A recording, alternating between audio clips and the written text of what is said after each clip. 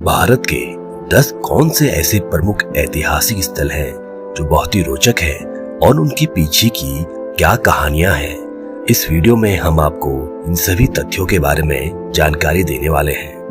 भारत का इतिहास इतना समृद्ध है कि देश के हर हिस्से में आपको एक से बढ़कर एक ऐतिहासिक स्थल, प्राचीन किले और भव्य महल दिख जाएंगे। इन ऐतिहासिक स्थलों के पीछे छिपी है प्यार, वीरता, ताकत और युद्ध की प्रसिद्ध कहानियां।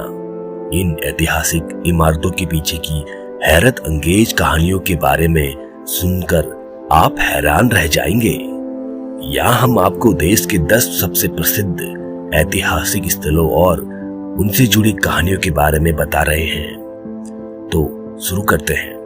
पहले नंबर पे है ताजमहल, दुनिया के 7 अजूबों में से एक।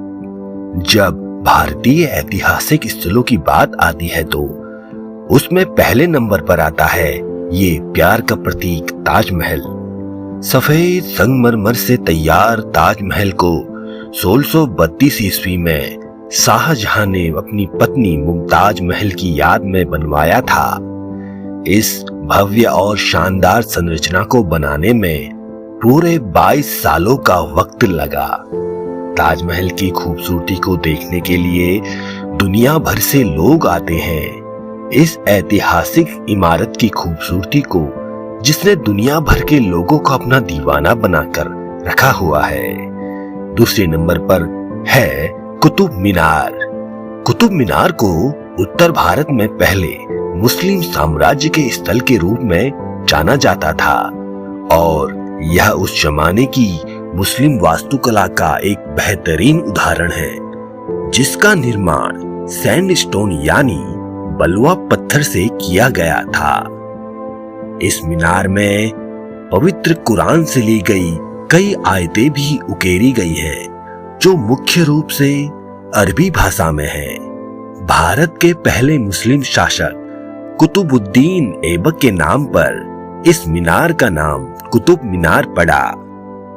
तीसरे नंबर पर है लाल किला।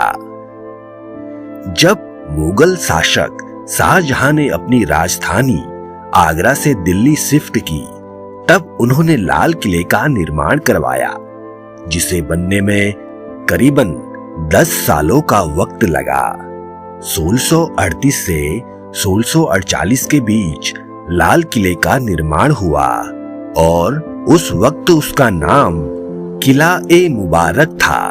लाल पत्थर से बने इस किले का आज भी कितना अधिक महत्व है, इसका अंदाजा इसी बात से लगाया जा सकता है कि हर साल 15 अगस्त को स्वतंत्रता दिवस के मौके पर प्रधानमंत्री लाल किले की प्राचीर से ही देश को संबोधित करते हैं। चौथे नंबर पर है हुमायूं का मकबरा।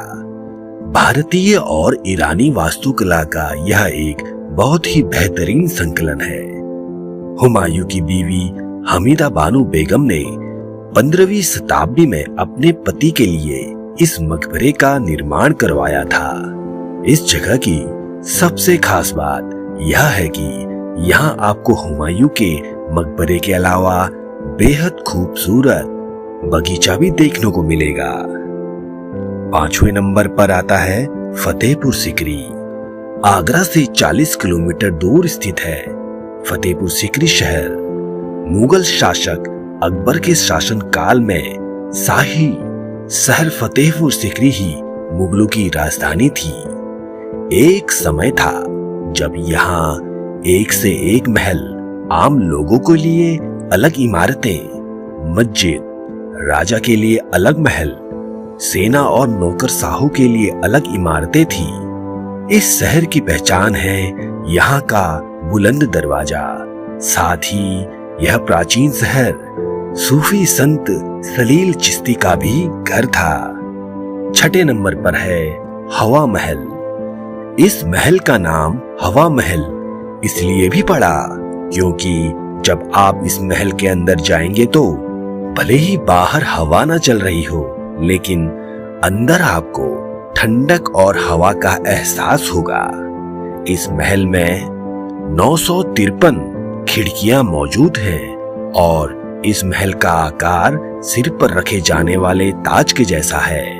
भगवान कृष्ण के सबसे बड़े भक्तों में से एक महाराजा सवाई प्रताप सिंह ने इस महल का निर्माण करवाया था।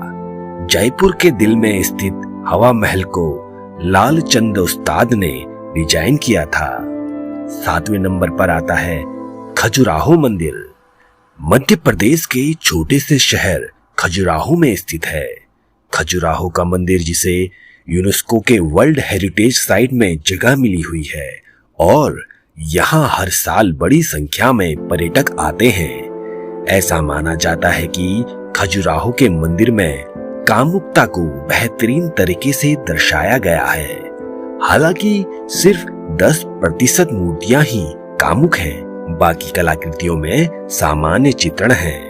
8वें नंबर पर आता है सांची स्तूप। मध्य प्रदेश में स्थित सांची स्तूप में भगवान बुद्ध के अवशेष रखे हुए हैं, और यह जगह बौद्ध धर्म का पालन करने वालों के लिए सबसे अहम धार्मिक स्थलों में से एक है। इस प्रसिद्ध ऐतिहासिक स्थल का निर्माण 3 शताब्दी ईसा पूर्व सम्राट अशोक ने करवाया था।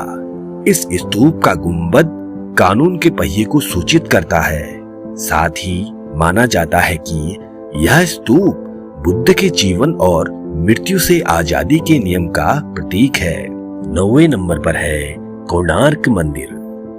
गंगवंश के महान राजा नरसिम्हादेव प्रथम ने ओडिशा के पुरी शहर से 35 किलोमीटर दूर स्थित कोणार्क मंदिर का निर्माण करवाया था। बंगाल की खाड़ी के तट पर स्थित यह मंदिर भारत के प्रसिद्ध ऐतिहासिक स्थलों में से एक है, जो अपनी प्राचीन वास्तुकला के लिए दुनिया भर में मशहूर है। इस मंदिर की खास बात यह है कि यह सूर्य देव को समर्पित है।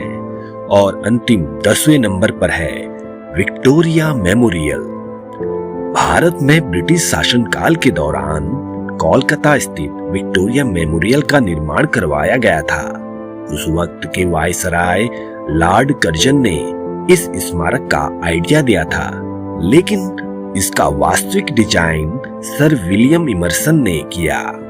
इसके अंदर एक म्यूजियम है जो ब्रिटिश शासन की याद दिलाता है, जिसमें हथियारों से लेकर पेंटिंग, कलाकृतियां, मूर्तियां और क्वीन विक्टोरिया की रॉयल पोर्ट्रेट भी शामिल है।